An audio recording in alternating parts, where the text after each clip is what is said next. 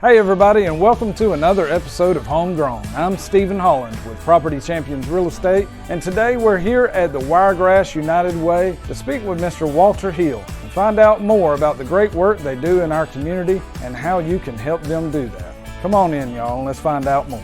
Hey everybody, and thank you for joining us for this episode of Homegrown. I am with Mr. Walter Hill, who is CEO of the Wiregrass United Way. How are you, Walter? I'm doing great today, Stephen. Thank you for being here. I appreciate this opportunity to share about United Way. Absolutely. Now tell everybody a little bit, what exactly is Wiregrass United Way and who you are and what do you do here? All right, I'll start with me.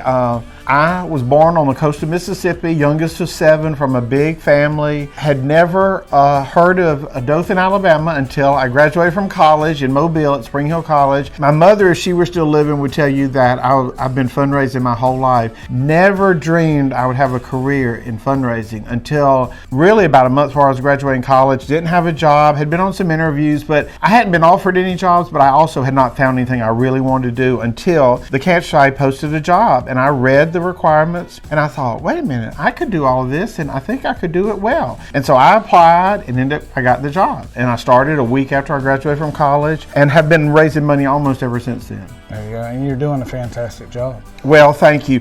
I've been asked many times, not many in the last few years, but for years I've been asked by family and very close friends, when are you going to switch careers and make some money? I said, I am making money for Fight Cancer, for March of Dimes, and now for Wiregrass United Way. You have to find what you're passionate about. And I did take a break in there and do some other things, but I wasn't successful at it, nor did I love it. I believe in that. You have to find what you love. It's a career, not just a job. Absolutely, and service before self. Absolutely, yes. Our great Rotary motto. And I believe that my parents, I'm from a very middle-class family. We were probably maybe below middle class when I was growing up. My dad was the mailman. My mother was the stay-at-home mom.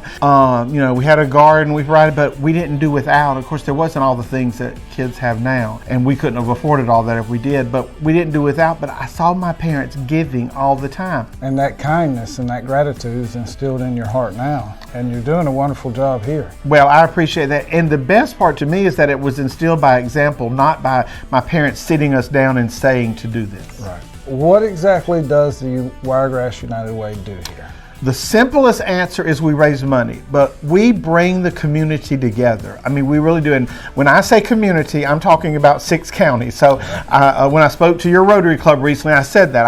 I used the word community, but I'm talking about Barber, Coffeedale, Geneva, Henry, and Houston counties. That's my community. I might live in a very small subdivision in Dothan, and that's my neighborhood. But my community is 6 counties because we're a region. You know that from your involvement with the Chamber, the Dothan Area Chamber. Joined here with Walter. Walter, you had mentioned, thankfully, with the kind heart that the Wiregrass people have, that COVID did not completely shut down operations and ruin all fundraising. Of course, it did impact it as it did the rest of the world, but tell us how COVID did impact things and how we all have been able to recover and even prosper from that. Sure.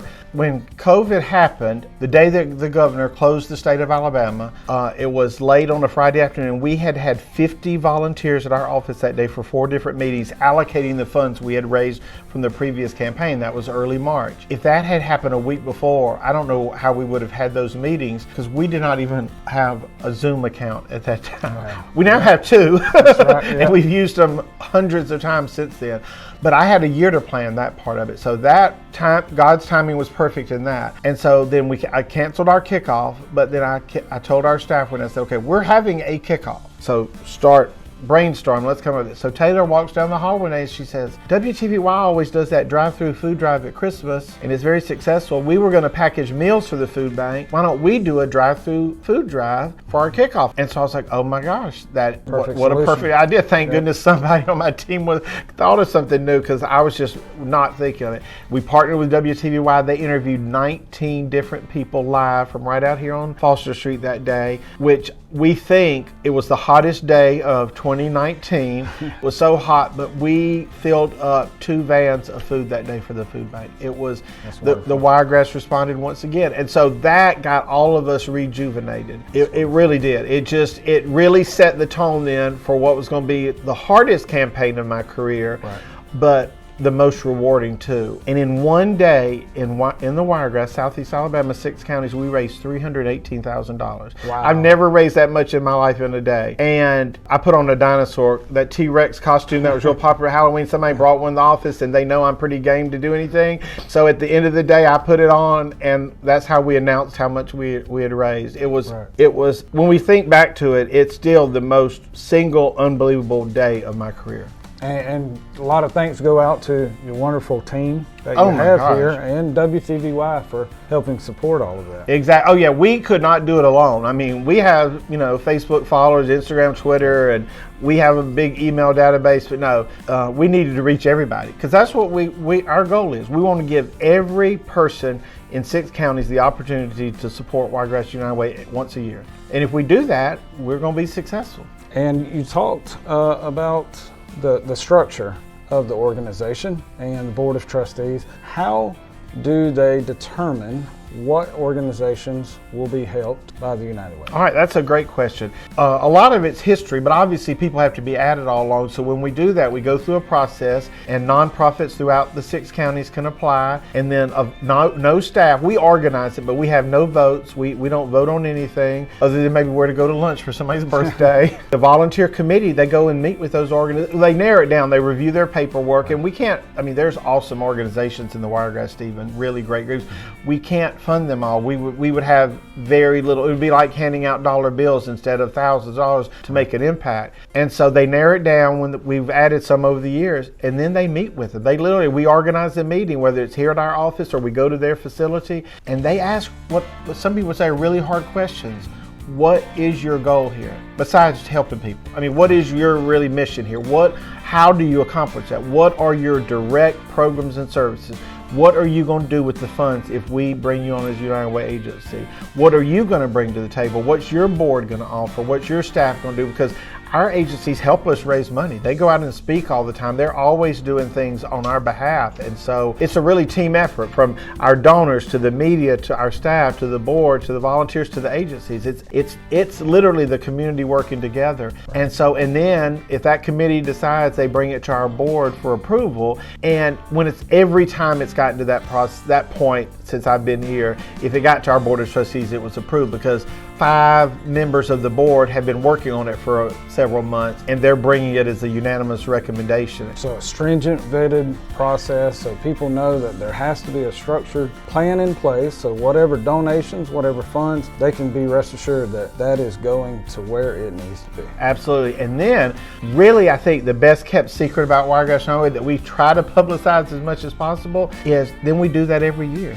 We have 4 committees that every year they visit all 37 agencies. They review their budget, their 990, their audit, their what we call a program services report. How many people did you help in each program? Let's say somebody is beginning a nonprofit or has a nonprofit now, and they'd like to reach out to the United Way for help. What is that process? What should they do? Who should they contact? Sure. The easiest way is for them to email me, and my email address, if they don't have it, which I thought everybody in the Wiregrass had it until recently, no. It's the shortest email they'll probably ever type in, ceo@wuw.org, but it's on our website, and they can call up here and get it. And they email me the interest, and then I email back and and then I save that for when the process will open down the road, because we only do it usually every 3 to 4 years. Right. And so then we send them, then they have to submit everything from their board of directors list, their mission statement, their most recent audit and 990 reports. So many organizations being supported through y'all. Can you name some of those organizations, and really, what type of people are they out there helping? Why should the local community care, and why should they continue to donate and support? We're only as strong as the weakest link. Yeah. So our community is only as strong as the weakest parts of our community. So we, as the community, should want it to be the strongest it can be. So we need every individual family to be the best they can be. So whether it's somebody who has a house fire and needs the Red Cross to respond in the middle of the night, or the Salvation Army, people just, something bad has happened in their life, and and they're, not on the right path, and they need some help getting a GED and getting some soft skills and learning how to apply for a job online now, which is very critical because that's what most companies are doing. And then special needs. Wow, I had a special needs sister I never knew. She was second oldest of the 7, and she went to a place like Vivian B. Adams in Ozark and Von Bloomberg and Dothan until she was 13 when she died. And she, when I go in those places, I get emotional a lot of times thinking about Janice, even though I only knew her from pictures and stories, because we need places in our communities for people with special needs to go. If not, their parents can't all work. And then now, just as of the last couple of years, we have a Boys and Girls Club in all 6 counties that we cover. Oh, wow. And Walter, you've shared a lot of great information about the organization of Wiregrass United Way, who you are, what you do here, along with all the long list of organizations that y'all are able to support. Now, as far as individual people, viewers that are watching this and wanting to know, depending on the issue that they have at hand, how can you help them? What should they do? Who should they contact? That's the easiest question you've asked. 211, literally. Anybody in any type of need in health and human services, which is anything other than emergencies. But if you need, in a domestic violence situation, tutoring help, food, clothing, shelter, long-term help, a GED assistant, special needs. I mean, there's so many programs and services that these 37 agencies offer. Is there an answer and a solution to everything? No. There's not enough nonprofits and not enough help here that solves every problem. However, this is what I love about the Wiregrass. There are so many people that are going to do everything they can to help as much as they can. Reach out for help. If you need anything at all and you think that there's nobody that will help you, dial it 211. And that is a tremendous resource. Absolutely. Now, because we have so many caring and loving individuals in our area, if somebody wants to volunteer, if somebody wants to help and show their support for Wiregrass United Way or any other organization, how can they contact you and how can they do that? Lots of ways. They can stop by here, they can call us, email, connect with us through our website, Facebook, Instagram, Twitter. And there's a lot of work to do, so you're always looking for volunteers Always. and help and that support from the community. Really appreciate you sharing your time with us and all the great information, and I wish you well in all of y'all's endeavors. Thank you so much for everything you do for our community. Thank you, and thank you for this opportunity. We never turn down the opportunity to get our message out. Yes, sir.